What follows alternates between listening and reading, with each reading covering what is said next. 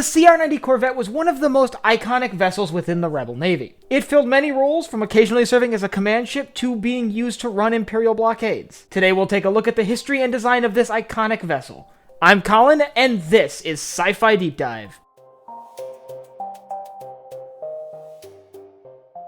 Remember, if you enjoyed this video, to head down below and hit that subscribe button. So the CR90 was one of the first vessels we see on screen in Star Wars. We see one being pursued by the Star Destroyer the Devastator in the opening of A New Hope. And ever since then it has become a firmly ingrained icon of the Rebel Alliance. But its lineage didn't start out that way. Originally designed by the Corellian Engineering Corporation, the CR90 was part of a line of diplomatic vessels. These vessels would often be utilized by planetary governments to shuttle dignitaries to and from the planet, and was fairly common across the galaxy. We see some older ships in this lineage being utilized during the Clone Wars by several planets. For example, right around Order 66, we see that a CR90 is in possession of Bail Organa, and that's actually the vessel he uses to pick up Yoda and Obi-Wan following Order 66. And by the way, that vessel's name was the Tantive IV. It was a predecessor to the Tantive IV that we see during A New Hope. But by the time of the Galactic Civil War, the CR90 was a fairly common diplomatic vessel. They were used predominantly by governments like that of Alderaan, which would often sell their vessels or sneak their vessels into the possession of the Rebel Alliance. So, in most cases, the CR90 wasn't actually armed from construction, but many of the weapons were instead added later by the Rebels to convert them into small warships.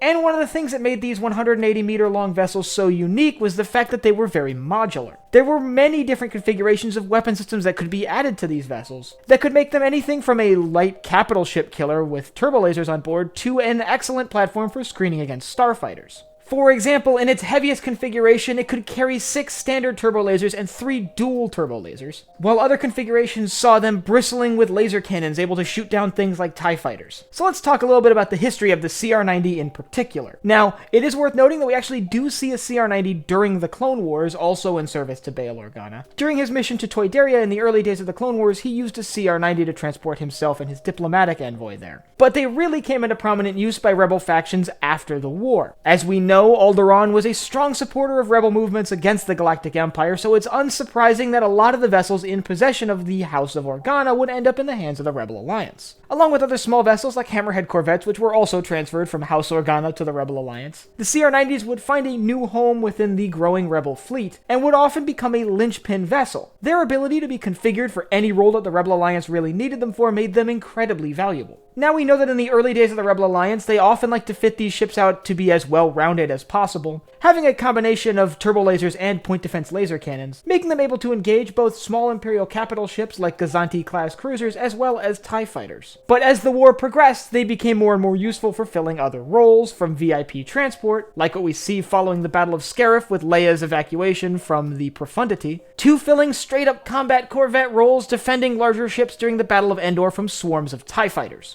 But one of their most popular roles gave them their nickname, Rebel Blockade Runners. Thanks to their impressive speed, the CR90s were remarkably capable at running Imperial blockades. They could outrun a lot of Imperial ships and could even hold their own against swarms of TIE fighters. This allowed them to be fairly effective at sneaking supplies through worlds being blockaded by the Galactic Empire. And the Rebel Alliance would gain the trust of a lot of civilians through tactics like breaking Imperial blockades. So when these Rebel ships would come out of the sky on a world that was blockaded by the Empire, they would become this image of the Rebel Alliance having breached the Imperial blockade, so it's really not surprising how these ships gained their nickname as Rebel Blockade Runners. By the time of the later days of the Galactic Civil War, they were very common in the New Republic fleet. A lot of systems had joined the New Republic and had contributed their defense forces and their diplomatic forces to the Rebel cause. So as more and more systems joined the Rebel Alliance, more and more systems brought their own individual fleets of CR90s into the Rebel force. And even after the end of the Galactic Civil War, they were still a fairly common sight, at least one of them still being present at the time of the Battle of Exegol. Overall, the CR90 was a remarkably versatile vessel. It was fairly small, it could fit nicely within the hangar bays of larger vessels, it could fill a multitude of roles from an escort to a straight-up attack ship, it could slip past Imperial blockades, and it could hold its own against both TIE fighters and small Imperial capital ships. It was truly the remarkable jack-of-all-trades that the Rebel Alliance really needed to stick it to the Empire. But it wasn't without counter on the Imperial side. The Imperials had lots of small vessels that helped them in their fight against the Rebel Alliance. One of the small vessels that the Empire could bring to the battlefield that could really challenge the CR90 and really overpower it was the Architans-class light cruiser, and if you want to learn more about that, I'll leave a link up here to my video on that. And I want you to let me know in the comments what you think the most effective loadout for a CR90 is. Do you think it's more appropriate being used as a Corvette to screen against starfighters, or do you think it really can fill the role as an attack ship engaging other capital ships? And last but not least, if you enjoyed this video, head down below, hit the like button, the subscribe button, and the bell icon so you get notified when I upload new videos. So for Sci-Fi Deep Dive, I'm Colin, and I will see you next time.